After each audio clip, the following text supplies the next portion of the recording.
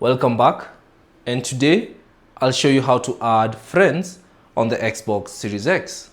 So all you have to do is power on your console, and then from here on the home screen, press the Xbox button on your controller to access this menu, and then use the RB button and go to the people option, and then scroll down and select the find someone option.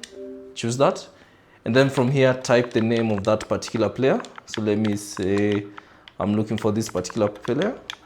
So type their name, and then it will give you a couple of options. So find the player you'd prefer.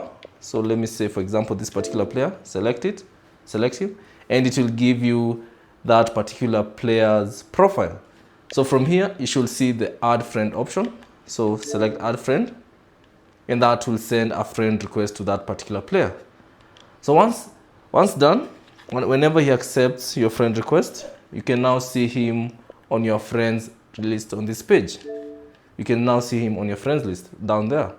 So that's basically it on how to add friends on the Xbox Series X. Thanks for watching. If you have any questions, leave them down in the comment section below. And if you found this video useful, consider leaving a like and subscribe to the channel.